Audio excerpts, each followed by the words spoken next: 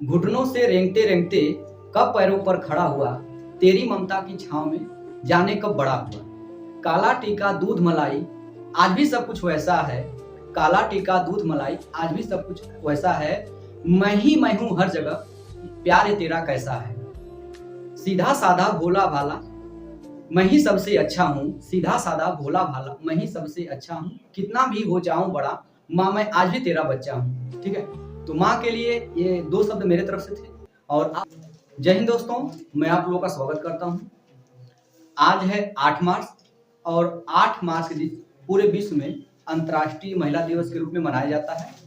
मेरी तरफ से सभी लोगों को अंतर्राष्ट्रीय महिला दिवस की हार्दिक शुभकामनाएं। और औरत ही एक ऐसा माध्यम है जो सृष्टि की रचना होती है इन्हीं के माध्यम से।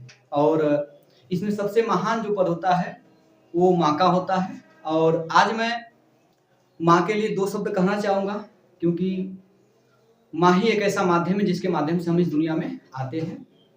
ठीक है, मैं इनके माँ के बारे में दो शब्द कहना चाहूँगा। इसमें जो भी थोड़ी अगर त्रुटियाँ हों उसे आप लोग जो है नज़रअंदाज करिएगा। घुटनों से रेंगते रेंगते कब पैरों पर खड़ा हुआ, तेरी ममता की छांव में जाने कब बड़ा हुआ। काला टीका दूध मलाई आज भी सब कुछ वैसा है, काला टीका दूध मलाई आज भी सब कुछ वैसा है। मैं हूं हर जगह, प्यार ये तेरा कैसा है। सीधा साधा भोला भाला मैं ही सबसे अच्छा हूँ, सीधा साधा भोला भाला मैं ही सबसे अच्छा हूँ। कितना भी हो जाऊं बड़ा, माँ मैं आज भी तेरा बच्चा हूँ। ठीक है, तो माँ के लिए ये दो शब्द मेरे तरफ से थे। और आप लोग भी जो है माँ के लिए दो शब्द जरूर कमेंट बॉक्स में लिखिएगा, कम से कम आज के दिन। ठीक है दोस्तों, और आज का सेशन हम लोग स्टार्ट करते हैं। ठीक है दोस्तों, चलिए हम लोग और स्टार्ट करते हैं। बेटा, कल मैंने आप लोग को होमवर्क में एक प्रश्न दिया था। ठीक है, और एक बार जरूर आप माँ के लिए दो शब्द जरूर कमेंट बॉक्स में जरूर लिखिएगा। सभी लोग से ये निवेदन है, क्योंकि आज वैसे तो हर दिन माँ का होता है, लेकिन आज एक स्पेशल डे है जिसमें पूरे विश्व में जो होता है अंतर्राष्ट्रीय महिला दिवस के रूप में मनाया जाता है। ठीक है, तो आपके विचार माँ के प्रति क्या है, एक बार जरूर कमेंट बॉक्स में कमेंट करिएगा दोस्तों। चलिए हम लोग आज का सेशन स्टार्ट करते हैं। और आज का सेशन हम लोग होमवर्क से स्टार्ट करेंगे। मैंने आपको एक प्रश्न होमवर्क में दिया था, देखते हैं। आपको स्क्रीन पे बोर्ड पे दिख रहा होगा। अनिल ने कुल 10,000 रुपए के मूल्य में दो वस्तुएं ए और बी खरीदी। दो वस्तुएं ए और बी खरीदी। उसने वस्तु ए को 15% के लाभ पर, वस्तु ए को 15% के लाभ पर और वस्तु बी को 10% के हानि पर बेचा। इस पूरे सौदे में उसे कोई लाभ या हानि नहीं हुई। वस्तु ए का विक्रय मूल्य क्या है? आपको वस्तु ए का क्या निकालना है? विक्रय मूल्य। सबसे पहले ध्यान दीजिएगा, 10,000 रुपए टोटल दो वस्तुएं खरीदी गई है और इस पूरे सौदे पे ना लाभ हो रहा ना हानि। मतलब ए पे जितना लाभ हुआ है उतना ही बी पे क्या हो जाएगा? हानि। तभी तो हमें टोटल सौदे में ना लाभ होगा ना क्या होगा? हानि। ए पे हुआ लाभ बराबर बी पे हुई हानि। ए पे कितना प्रतिशत का लाभ हुआ है? हम मानते हैं ए का क्रय मूल्य ए है। ए का क्रय मूल्य क्या है? ए है। ए का 15% निकाल लीजिए। ए का कितना परसेंट? 15% लाभ हुआ है। ए का 15% बराबर क्या होना चाहिए? बी में जितना का हानि हो रहा है, तो बी में कितनी का हानि हो रही है? 10% की हानि हो रही है, बी का 10%। इतनी बातें क्लियर हुई। यहां से प्रतिशत से प्रतिशत जाएगा, इस 15 को नीचे भेज दीजिए। ठीक बेटा, और बी को इधर लाइए। ए बटा क्या आ जाएगा आपका? बी बराबर 15 जाएगा नीचे, तो 15 जाएगा नीचे, 10 बटा 15 तो 5 से काटेंगे। 5 गुना के 10, 5 दिया 15। मेरी बात समझ ना? अब समझिए, ए का क्रय मूल्य 2 यूनिट, बी का क्रय मूल्य क्या हो गया? 3 यूनिट। मेरी बात समझ रहा है? तो दोनों का क्रय मूल्य कितना हुआ? 2 यूनिट है, 3 यूनिट है, कुल क्रय मूल्य कितना होगा? 5 यूनिट। जबकि 5 यूनिट का मान दिया गया कितना बेटा? 10,000 दिया गया है। तो 1 यूनिट का मान कितना आएगा? 2,000 आएगा। ये 1 यूनिट का मान 2,000 है, लेकिन वस्तु ए का विक्रय मूल्य पूछ रहा है। ए का विक्रय मूल्य ए 15% लाभ पे बेचा गया है, ए का मतलब कितना यूनिट पे? 2 यूनिट। जब 1 यूनिट का मान 2000 तो 2 यूनिट का मान कितना होगा बताइए? तो 2 यूनिट का मान यानी ए का क्रय मूल्य 4000 हुआ 4000 भाई। लेकिन आपको कह रहा है ए का विक्रय मूल्य, ये तो ए का क्रय मूल्य निकला है। ए का विक्रय मूल्य क्या होता है? क्योंकि ए 15% लाभ बेचा जा रहा है, 15% लाभ पर ए बिकी कितनी में होगी? 115% में। तो ए का हम लोग 115% निकालेंगे, 115 बटा 100 भाई, प्रतिशत मतलब बटा 100, डबल जीरो कट जाएगा। 4 का गुणा करिए, 4 पंजे 20, 4 एक कम 4 दू 6, 4 एक कम 4, ये जीरो लग जाएगा। 46 रुपए विक्रय मूल्य होगा ए का। मेरी बातें सुनाई? कोई दिक्कत तो नहीं है? ये कल का होमवर्क था, ठीक है? नोट कर फिर आगे चला जाए, चलेगा? एक और मैं इसी टाइप पर प्रश्न बता रहा हूं, इसके बाद भी टाइप सेम होगा, लेकिन थोड़ा सा जो सवाल में जो पूछने का तरीका होगा लेवल थोड़ा सा हाई होगा, ठीक है? एक इसी टाइप का और प्रश्न ले रहा हूं मैं, फिर आगे चलना।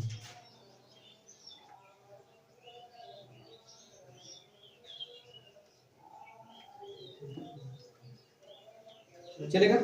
अगला प्रश्न आपको स्क्रीन पे दिख रहा होगा। सुजाता ने कुल 1080 रुपए में 2 वस्तुएं खरीदी। कुल 1080 रुपए में 2 वस्तुएं खरीदी गई। एक को 25% के लाभ पर और दूसरे को 20% के हानि पर बेचने पर उसे न तो लाभ हुआ न ही हानि। दोनों वस्तुओं के क्रय मूल्य के बीच कितना अंतर है? दोनों वस्तुओं के क्रय मूल्य के बीच अंतर निकालना। तो मैंने बताया, अब मान लीजिए एक वस्तु ए है, पहली वस्तु का नाम क्या है? ए है, या उसका क्रय मूल्य मान लीजिए ए हो गया। ए को 25% लाभ पर बेच रहे हैं, तो ए पे जितना लाभ होगा अगर बी पे उतना हानि हो जाए तब हमें इस स्थिति में न लाभ होगा न क्या होगा? हानि। ए पे लाभ कितना प्रतिशत?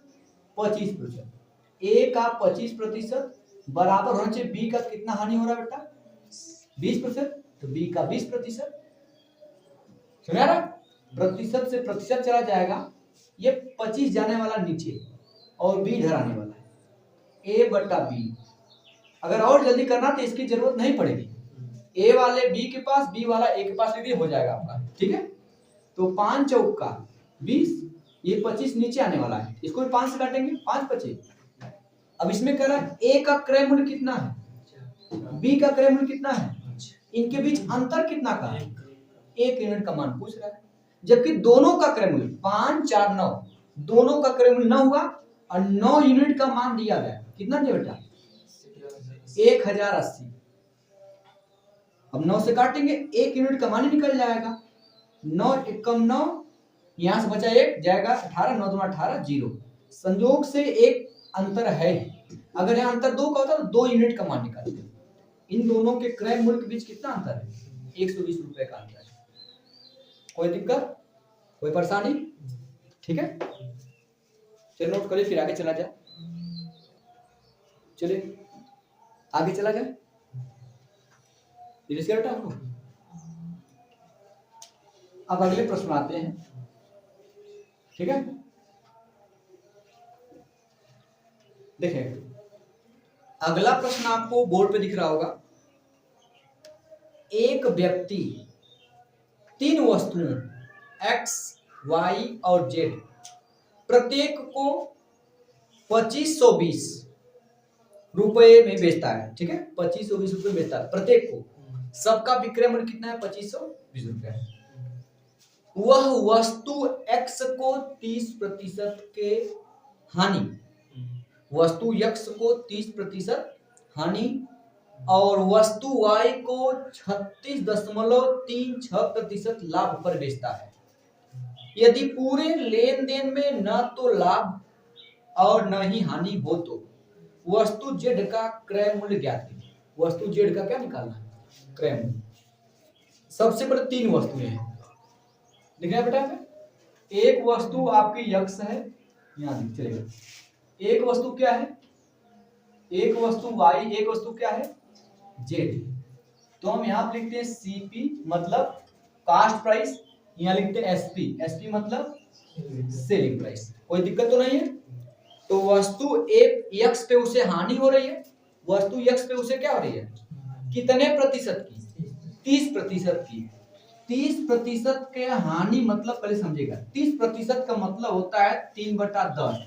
10 के चीज पर 3 की हानि हुई तो वस्तु बिकी कितने में होगी,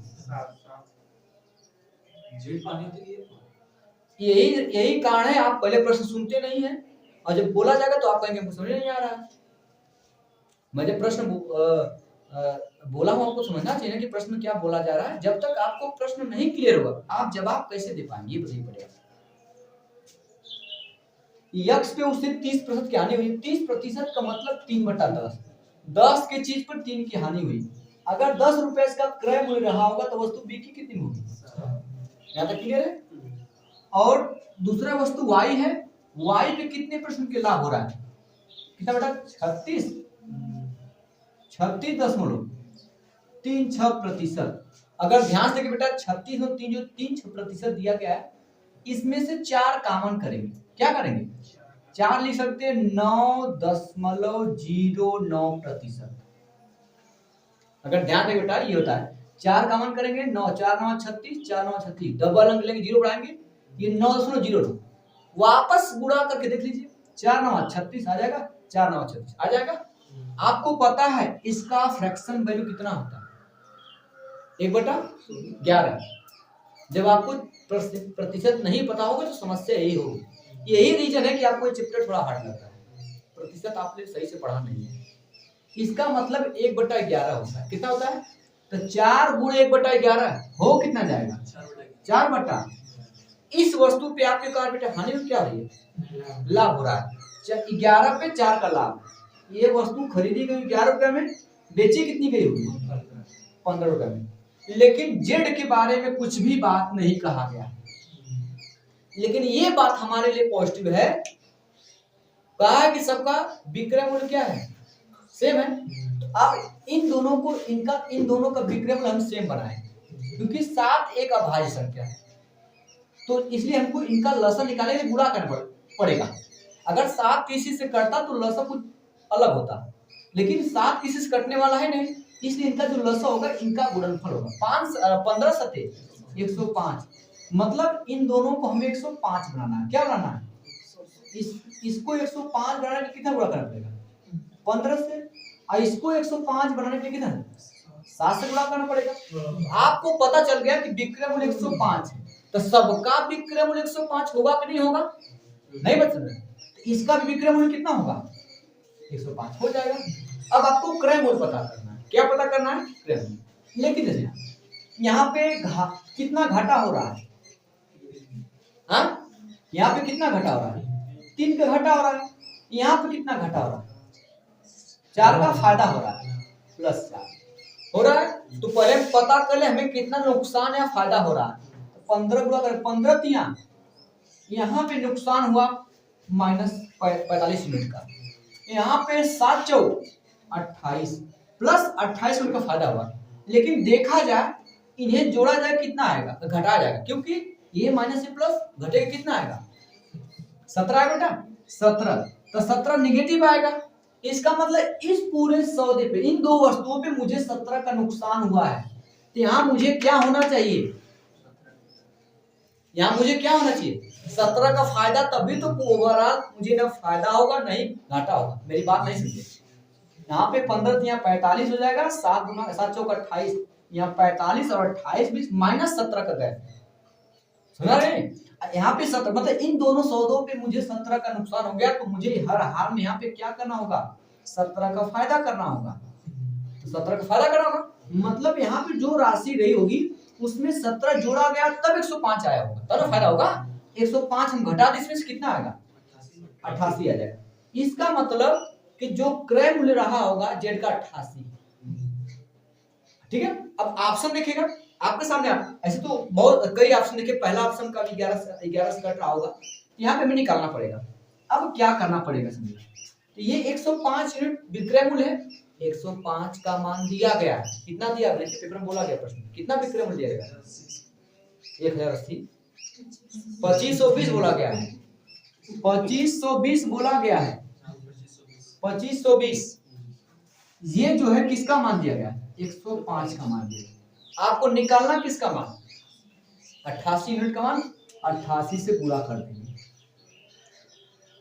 ये तो कटेगा 15 से 15 7 105, ये कटेगा 15 से हाँ 15 का 15 बच जाएगा आपका 10, 102, 15 से 90, कितना हो जाएगा, हो जाएगा 12 बचेगा बेटा, हो जाएगा। देखिए 15 एकम 15 कितना बचा बेटा आपका, 10 बचा, 25 है 10 बचा, कितना होगा, तो 15 छक्का 90, कितना बचा, 12 बचेगा, ये 0, 15 अठे 120, करेक्ट आपका 15 से चलेगा। क्या हुआ, ले चले गए,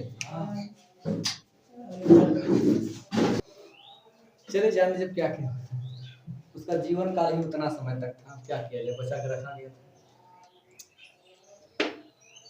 चले देखा जाए तो ये 15 से काटेंगे बेटा कितना आएगा, 15 7 105, ठीक है, और 7 से काटेंगे इसको कितना आएगा, 7 दूना के 14, 2 बचेगा, 7 4 28, उल्टे हो जाएगा 88, गुणा कर ले हम लोग, ठीक है। अब गुणा करते बेटा कितना है, लगभग आप देखिए पूरा में गुणा मत करिए आप, ठीक है, 88 का गुणा करिए 20 में, 88 गुणा के 20, पहले 2 गुणा कीजिए, 2 अठे 16, 2 अठे 16 17, ये 0 लास्ट में लगेगा, जो 20 में 0 बचेगा, फिर 4 गुणा कीजिए, 4 अठे 32 और 4 अठे 32, 32 3 35, ठीक है, कितना हो जाएगा, 2 हो जाएगा, अच्छा 5 11 हो जाएगा बेटा, 7 3 10 11, 1 1 2 2112 रुपया इसका जवाब, सुना कि नहीं सुना, ठीक है, चलेगा, नोट कर लीजिए आप, चलिए ध्यान दीजिए, आगे चला जाए, इसको रेस किया जाए,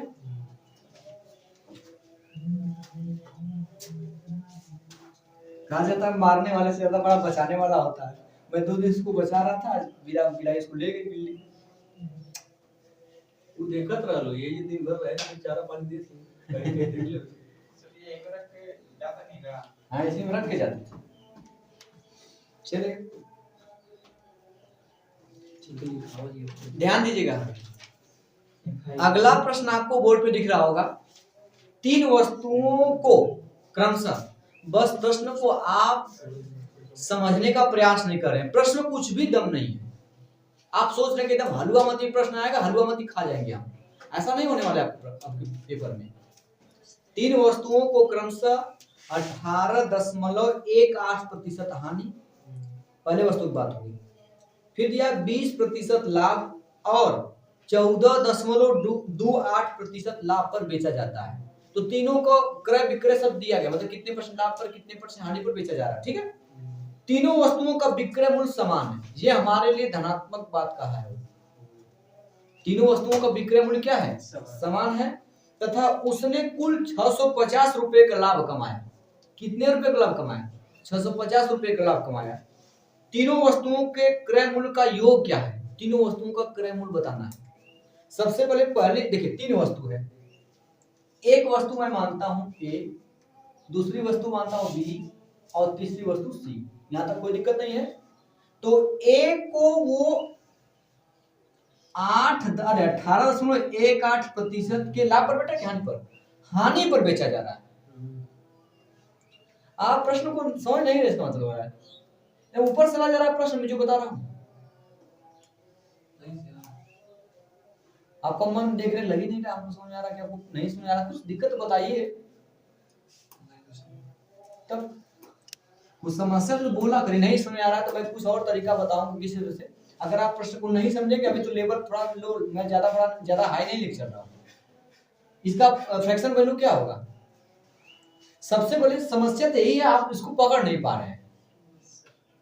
सबसे बड़ी समस्या देखिए, मैं कहा कि परसेंटेज क्लास एक बार जरूर जाके देखिए, आप नहीं समझेंगे तो इसमें अगर इसको याद होगा, इसका मतलब होता है 2 गुणे कितना था 9.09 होता है। अगर थोड़ा सा दिमाग लगाया तो समझ में नहीं है, 9.09 है। अभी इसका मतलब क्या बताया हूं मैं, 1/11, इसका मतलब 2 से गुणा करने कितना आएगा 2/11 आएगा नहीं आएगा? ये हानि हो रहा है, 11 पे 2 पे हानि हुई, 11 की वस्तु पर 2 की हानि हो गई, तो यहाँ पे मैं सीपी लिख रहा हूँ, मतलब कास्ट प्राइस, यहाँ पे सेलिंग प्राइस। तो यहाँ पे 11 की वस्तु पे 2 की हानि कितना रुपए बेचा जाएगा? 9 रुपए में। ये पहली लाइन हो गई। दूसरा आप देखा 20% का लाभ हो रहा है, तो 20% का मतलब कितना होता है? 1/5। तो 5 के वस्तु पर 1 का लाभ हुआ, तो बी का कितना होगा? 6 का बी का होगा। और तीसरे पे क्या हो रहा है? तीसरे देखिएगा, और 14.28%, 14.28% का लाभ पर बेचा गया, तो लाभ हो रहा है। अब इसका मतलब तो मैंने बताया था कितना होता है? 14.28% मतलब कितना होता है? 1/7 होता है। आप नहीं याद करें बेटा, ये चीजें एकदम नहीं सुनने आएगी। मैं बार बार इस बात को कर रहा हूं कि अगर आप परसेंटेज नहीं पढ़ेंगे ये चीजें नहीं सुनने आएगी, आप कितना भी कर लीजिए प्रयास। ये सोच रहे नहीं मैं जो पढ़ा रहा हूँ क्लियर होता है नहीं, अभी तो लेवल काफी ज्यादा हार्ड नहीं है, बस नॉर्मल। अगर परसेंटेज का फ्रैक्शन वैल्यू याद है तुरंत कर लेंगे, नहीं याद होगा तो वही करेंगे, नहीं समझ आ रहा है तो 7 की चीज पे एक घाट क्या हो रहा है? लाभ हो रहा है। तो 7 की चीज बिकी कितने में? 8 में बिकी। ये रेशियो में, ये क्रय और विक्रय का रेशियो हो गया। आप समझिए हमारे लिए क्या किसका विक्रय मूल्य सेम होना चाहिए। तो यहाँ पे 9 है, यहाँ पे 8 है, यहाँ पे 8 सॉरी यहाँ पे 9 है, यहाँ पे 6, यहाँ पे 8। तो अब इनको सेम बनाइए। सेम बनाने के लिए इनका मूल्य से लेंगे, क्या लेंगे? देखिए ऐसा नंबर जो 6 से भी कटे, 9 से भी कटे, 8 से भी कटे। 36 लेंगे, 36 6 से कटेगा, 9 से कटेगा, परंतु 8 से नहीं कटेगा। 36 के बाद 8 से कटने वाला नंबर ऐसा होगा, एक 72 है।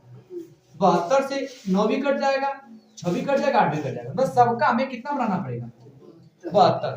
तो इसको 72 बनाना तो कितना गुणा करेंगे? 8 से। तो यहाँ पे 8 से गुणा हो जाएगा। इसको 72 बनाना है तो कितना गुणा करेंगे? 6 से भाग देंगे, 72 12 है, 12 से 72 पूरे 12 हो जाएगा। इसको 72 बनाना तब 8 9 72 पूरे 9 हो जाएगा। सबका 72 हो गया। और उसे दिया कुल कितना लाभ हुआ है? लास्ट में देखो दिया कितना दिया है? 650 रुपए का लाभ हुआ, चलेगा। यहाँ पे उसे घाटा कितना का हुआ बेटा? 2 का घाटा, कोई दिक्कत नहीं है। यहाँ पे फायदा कितना का हुआ? 1 का फायदा हुआ। यहाँ पे कितना फायदा हुआ? 1 का फायदा हुआ। तो यहाँ पे देखिए कुल टोटल घाटा कितना का हुआ? 8 दूना 16 माइनस 16 आ गया, 12 कम 12 प्लस 12 आ गया, 9 कम 9 प्लस 9 आ गया। जुड़े पूरा कितना आ गया? ये 12 में 12 घटेगा 16 में से, -4 कम करेंगे 9 में से कितना आएगा? 5। या 12 9 21 21 और 16 के बीच अंतर 5 का है, तो 5 यूनिट का लाभ हुआ है। हमारे हिसाब से 5 यूनिट का लाभ हुआ है, जबकि लाभ वास्तव में हुआ कितना का? कितना का बेटा? ये कहां से क्लियर हुआ? तो 5 यूनिट का मान दिया गया है, कितना कितना? 650। 1 यूनिट का मान कितना आएगा? 5 एकम 5 5 दिए 15 0। 1 यूनिट का मान 130 रुपए आएगा, ठीक है। अब इसका मतलब आपको कितने यूनिट का मान निकालना दिखेगा? सबका क्रय मूल्य पता होना चाहिए। इसका गुणा करें तब ब्रैकेट लगवाना, जो भी चीज होगा गुणा कर 11 8 यहाँ से 88 मिल गया, 12 पंजे यहाँ से 60 मिल गया, और 9 सत्ते 30 सबको जोड़ दीजिए। 8 3 11 6 6 12 12 8 20 20 है, सही है। इसका मतलब 1 यूनिट का मान आपको 130 दिया गया, आपको कितने यूनिट का मान निकालना? 211। तो क्या करेंगे? 211 बराबर 130 गुणते 211। बेटा मेरी बात सुना इसमें? तो आप इसमें क्या करेंगे? गुणा कर दीजिए बेटा। इकाई मिले 3 एक कम 3 लास्ट में 0, लास्ट में 30 आएगा। तो ऑप्शन हम देखेंगे कौन सा ऑप्शन लास्ट में 30 मिला। देखिए दूसरे ऑप्शन मिला है 27 4 30 दिया गया, तो ऑप्शन मिल जाएगा। पूरा गुणा करने की थोड़ी जरूरत है, हो गया। कुछ इसमें कहीं करना है, बस विक्रय मूल्य सेम करना है, ठीक है। नोट कर लीजिए, इसमें क्या दिक्कत बताइए। अगर आपको ये प्रतिशत अगर फ्रैक्शन में करने आ रहा तो आसानी कर लेंगे, नहीं करने का तो थोड़ा समस्या पड़ेगी। चलिए आगे चला जाए। चलते हैं हम लोग, ठीक है। इसी टाइप का लास्ट प्रश्न है, ठीक है, इस टाइप पर आधारित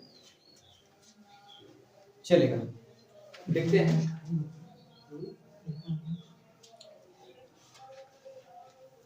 कह रहा है कि अगला प्रश्न देखिए बोर्ड पर दिख रहा होगा, चार वस्तु एक्स वाई जेड और डब्ल्यू क्रमशः 14.28% हानि, फिर 12.5% लाभ, फिर 15 सही 5/13% लाभ और 9.09% हानि पर बेचे गए। सभी चार वस्तुओं का विक्रय मूल्य समान है, ठीक है। अगर पूरे लेन देन में 100 रुपए का नुकसान होता है तो 100 रुपए का क्या बेटा नुकसान होता है, तो एक्स और डब्ल्यू के वस्तु एक्स और वस्तु डब्ल्यू के क्रय मूल्य के बीच अंतर ज्ञात कीजिए। चले चलेगा। चार वस्तुएं, अभी तक 3 वस्तुएं थी, अब 4 वस्तुएं। एक वस्तु बेटा क्या आपकी यक्स है, एक क्या आपका वाई, एक क्या है जेड, और चौथी वस्तु क्या है डब्ल्यू।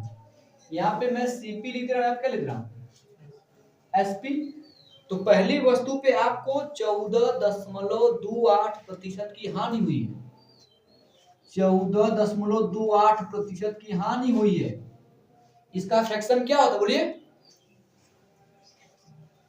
बार बार चीजों को बताना पड़ेगा, कितना होता है इसका फ्रैक्शन, इसका भिन्न रूप क्या होता है, इसीलिए कर आप ध्यान नहीं दे रहे हैं। कितना होता है 1/7, मतलब 7 रुपए की चीज पर 1 रुपए की हानि हुई, बिकी कितने में। अगला प्रश्न के दूसरा दिया गया है, दूसरा 12.5% लाभ।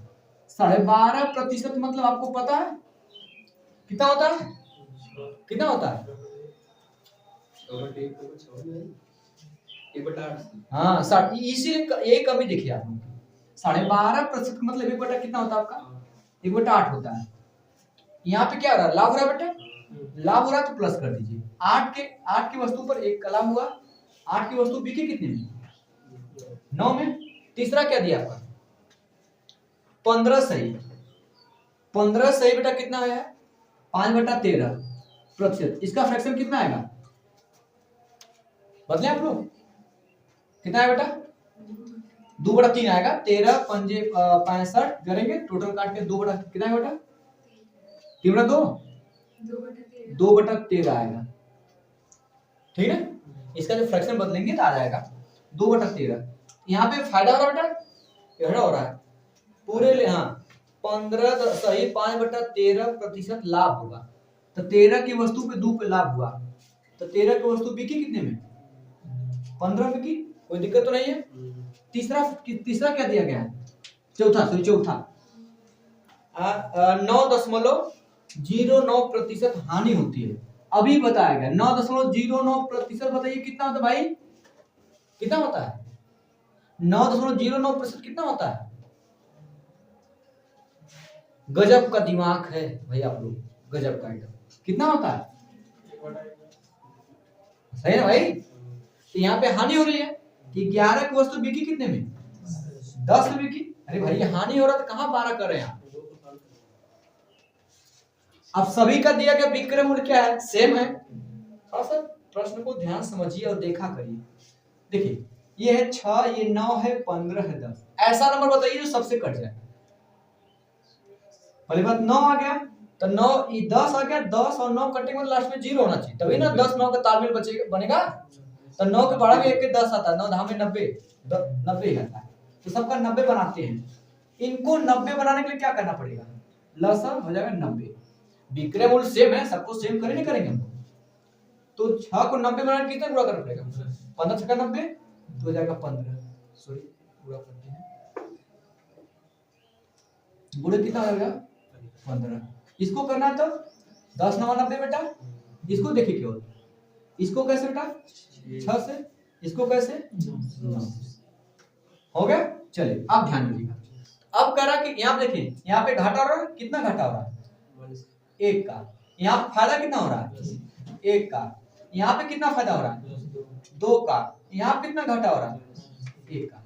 तो 15 कम -15, 10 एक कम +10, 6 दूना के +12, 9 एक कम 9। कुल कितना आ रहा है बताइए? पहले माइनस माइनस जोड़ लीजिए, मतलब -15 -9 कितना हटेगा? -24 अब प्लस ये 10 और 12 कितना रहेगा? 22। तो कितना का अंतर भाई? ये -24 से 22 कितना हो जी? -2 बची। घाटा मतलब -2 का हो रहा है, जबकि इसी -2 का मान दिया गया है। कितना घाटा हो रहा है? 100 रुपए घाटा हो रहा है। ये माइनस माइनस जाएगा, 1 यूनिट का मान कितना आएगा? 50 आ गया। 1 यूनिट का मान कितना आ गया? 50 आ गया। आपसे पूछा क्या है? किसके बीच बेटा? x और w के क्रय मूल्य के बीच अंतर। x मतलब ये, w मतलब ये। तो क्रय मूल्य क्या होगा? 15 से गुणा करके करेंगे, 15 27। इसका क्रय मूल्य 105 है, दिख रहा है यहाँ पे? इसका क्रय मूल्य क्या है? 105, समझेगा? इसका क्रय मूल्य 105 है और w 11 9 99। अब इनके बीच अंतर कितना? देखिए कितना का अंतर है? 6 का अंतर है। 1 यूनिट का मान 50, तो 6 यूनिट का मान 6 गुणा कर देंगे, 300 हो जाएगा। कितना आएगा? 300 रुपये। इनके बीच जो 300 रुपए का अंतर है। मेरी बातें समझ आई? कुछ नहीं प्रश्न में, ठीक है? चलिए नोट कर लीजिए। चलिए चलो दोस्तों इसको रेज कर दे रहे हैं, ठीक है? और अगला प्रश्न आपके लिए रहेगा, जो होमवर्क रहेगा उसको जरूर करिएगा, कमेंट बॉक्स में जरूर उसका आंसर दीजिएगा, ठीक है? अभी नोट करना है, कर लीजिए। इरेज कर बेटा, आपका इरेज कर दो इसको।